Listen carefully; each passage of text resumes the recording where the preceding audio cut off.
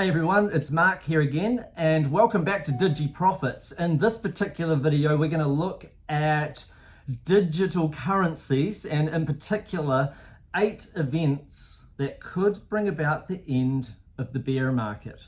Now, if you like the content, please like the video, subscribe to the channel. It makes a huge difference to growing this channel and in order to get it out to this valuable information out to a lot more people. We cover a lot of different topics on here to do with making digital profits. That means that we cover crypto, we cover digital product sales, whether that be like Amazon Kindle or through membership sites or affiliate marketing, drop shipping of physical products, many different types of digital profit activities, because they're all stuff that I do because I believe strongly in multiple streams of income. And at the moment in this video, we are looking at 8 events that could bring about the end of the bear market. The reason that I'm covering it today is earlier today my time, here in New Zealand, we had the CPI, the Consumer Price Index, came out at 9.1%. This is in the USA.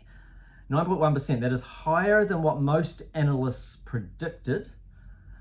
And as a result, we are likely, and that doesn't mean definitely, but we are likely to continue to see things move bearishly. Now, some people will say, well, didn't we just have a bounce? Didn't we just have a bounce? You know, it came out, didn't we have a bounce? Doesn't that show strong support?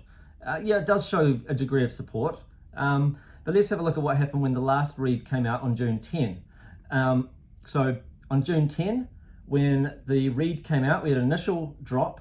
See here, we had a drop right there, and then we had a bounce, and then some drops, and we sort of stabilized around that level there. And then next thing you know, we have the Fed saying, right, 75 point basis hikes, and that interest, while there was another little initial bump from here to here where people thought, oh, people are quite happy with it. No, people were just simply transferring money into Bitcoin and so forth in order to then sell it, and then kabang, it went down, and then with it, it got further exacerbated by the problems with Celsius and 3 Arrows Capital and so forth that went with it.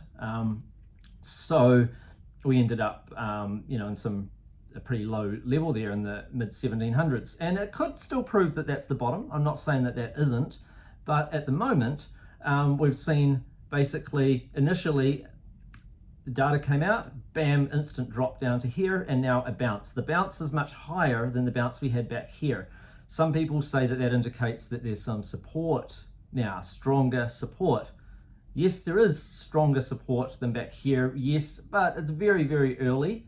And at the moment, we've just bounced back to the pink line. Here, we didn't even make it to the pink line, which is your 50 moving average. Bear in mind, these are 4-hour candles, so 50 lots of 4 hours in that particular case, or bang on the 100. I would say it's likely that that's going to be resistance, and we carry on down, or we'll carry on up to the 200.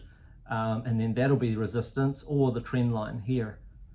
There's a lot of resistance to break through, and the data isn't really that positive.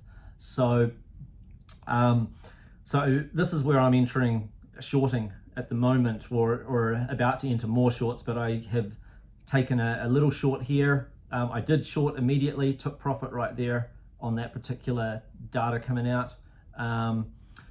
And now I'm looking to DCA into a short, not shorting Bitcoin, but shorting some of the altcoins that could suffer if Bitcoin drops, or if Bitcoin just drops even back to here and then goes up. I'd already be in a significant profit because they'll probably bleed against Bitcoin. So I'm thinking of Ethereum, AVAX, and Harmony One at the moment. And I'm bullish about them long term. And I will get into the 8 events, by the way, in just a moment, but I'll just say why I chose those. Harmony One's had a reasonably recent hack on it, $100 million hacked. That's affected the price of their stable coins on there, plus their wrapped Bitcoin, and it makes it very hard to do trading on Harmony One at the moment. So it's being held up a lot by speculators and by certain liquidity pools that Harmony One might be in with Bitcoin on other exchanges. But it is certainly It is certainly in flimsy territory if Bitcoin has another fall. Ethereum, it's in flimsy territory if Bitcoin has another fall. It's hovering around its own support levels, and it's possible that it could go down further before it comes up. I'm long-term bullish, but I do think that there is a very high possibility that Ethereum could have another leg down. The other one was Avalanche. And another reason for that is with Ethereum, and same with Avalanche, is Three Arrows Capital owns a lot of it. So does Celsius. Celsius may be insolvent. We don't know that yet. See how that plays out. And then Three Arrows Capital is being asked to sell a lot of assets, which will include those currencies. I don't know how much exactly they hold, but if those sales just bang go on the market, then that could easily just flood things down quite quickly. And also people getting paid out for I think it was called Mount Gox, that saga from ages ago. That's a lot of crypto that will suddenly flood the market if that gets paid out anytime soon. So just something to keep in mind. So that's why I'm erring on DCAing into some shorts and then taking profits, and that's the way I've been profiting the last just over a month on crypto. Also did that earlier this year, a lot of shorting. Not something I love, shorting. I'd rather go long, but when it's relatively obvious that we're not in a better macro, then it seems to be the way to profit at the moment. Okay, so what could bring about the end of the bear market? Well, one, if inflation had dropped, if inflation had come out at, say, 7.5, something like that, then that would have been very bullish. I would imagine the Fed might be considering pivoting and having either a lower interest rate hike, like 25 basis points, or maybe zero. And all of a sudden things become very bullish quite quickly, and that could form a bottom in the bear market. It could be a little bit of volatility. And then, a month or two later, you're really starting to creep up a lot. Maybe even an initial bounce up too, initial leg up before the flattening and then further rises. So if the Fed pivots at any point, and they will have to at some stage, otherwise they're going to find that unemployment will keep going up. They will have trouble with servicing debt and so forth. There's a lot of reasons why it can't go on forever, but for now they'll have to bring inflation under control. They will. It'd be very unlikely to see them not do anything but raise interest rates again. Possibly some people are betting on 100 basis points for the next one. I think it'll be 50 to 75, probably 75, but we'll see. Another one is oil prices stabilizing. Now, oil prices, back in, I think it was 1973 or 74, when OPEC put an embargo on oil coming out of the Middle East, prices went up through the roof, but it took about 6 months to see that effect on the markets. And then all of a sudden, there was a lot of trouble, a lot of supply issues, and so forth that trickled down into all sorts of markets that you wouldn't have realized were related. And then the stock market had a major crash back then, and that is currently in play right now. So we could see the bottom for the stock market could still be months away. And if the stock market has another massive leg down, with crypto being highly correlated, there's still a possibility of another big leg down, even though you would say, if you looked at past halving cycles, we should already be at the bottom right now. Well, this isn't a halving cycle. This is more of a generational cycle, where every now and then you have every asset in play in the same downtrend. You might see a delayed effect, but real estate, house prices will come down if interest rates keep coming up because people can't service their loans, or they'll become unemployed, and so forth, which causes that. So, but oil prices stabilizing, that would definitely be bullish and could be a catalyst for a bottom.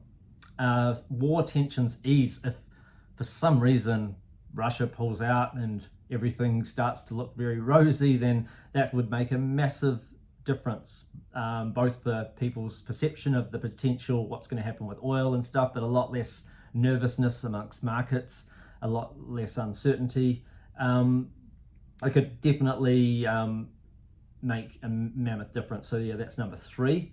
Now, inflation itself, well, I did mention inflation drops and the Fed pivots. I should mention particularly with food, if that decreases and we start seeing that pivot, because that's the lowest thing that people can't do without is food. And if that's the biggest concern for the Fed. So if that is already turning a corner and doing well, then that could form the bottom of the bear market, absolutely. Now, if a spot ETF got approved in the USA for Bitcoin, that could be extremely bullish, because then all of a sudden a lot more institutional funds and so forth can go into Bitcoin. Even if a lot of these institutions only put 1% into Bitcoin, that could dramatically raise the price and hence form the bottom right from then on. The bottom may never go any lower than when a spot ETF gets approved. Even if other bearish things come in, it may never get, because of the rise, it may never get below that, and you might see that forming the bottom of the next next cycle up. If there's a successful ETH merge to proof of stake, then that's going to be massively bullish. That still remains to be seen, but if that does work out well, then Ethereum itself could have a lot more money flow into it by then, and as a result of that, you could also see all of crypto going up, not just piggybacking off Bitcoin, but piggybacking off Ethereum, which could get closer and closer to market cap of Bitcoin and so forth over time. If that happens, like so many programs and products, so many crypto products are built on Ethereum, but it's too slow and the fees are way too high, gas fees. And if all of a sudden the speed issues are fixed by the merge, I'm not saying the gas fees would change straight away, but that would be very bullish. And then in time, the gas fees come down as well. That's going to be humongously bullish. So a successful ETH merge is definitely something that could be help form the bottom. Number 7, major countries, or companies, so major companies or countries buy significant amounts of crypto. So, we've seen Elon Musk obviously have a big effect when Tesla bought a lot of crypto. So what happens then if, let's say, Apple and Microsoft and Facebook, and let's say not a tech organization, let's say a lot of well-known non-tech organizations, maybe it might be Hershey's, it might be Coca-Cola, it could be McDonald's, could be anyone, starts to buy a lot of crypto. Like I'm saying, like they decide to hold, say, 2% of their balance sheet in crypto. All of a sudden, one, that causes the general public to take more interest and buy more.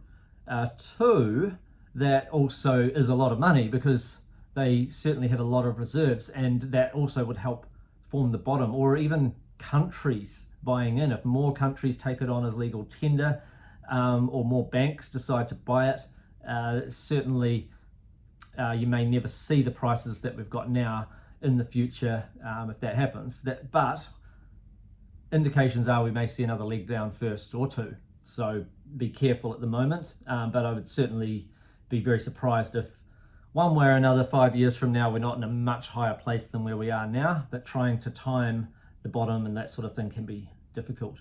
Okay, so what about number 8 is regulation becomes clear in the USA. If regulation is very, very clear, then that paves the way for institutions now to invest further without worry about the fact that now it's being unregulated. One, they're less protected, and two, they don't know the exact nature of the way tax and so forth is going to function long term. So for an investment fund or a hedge fund to put, let's say, 5% at some stage into crypto, that is, that's billions of dollars, for some hedge funds if they're wealthy enough. It's a lot of money, and they can't do that right now. They might be able to put 0.005% in there and have, say, some millions of dollars in there, but there's a big difference between that and potentially billions. So if regulation it comes in, it could be initially bearish for a short period.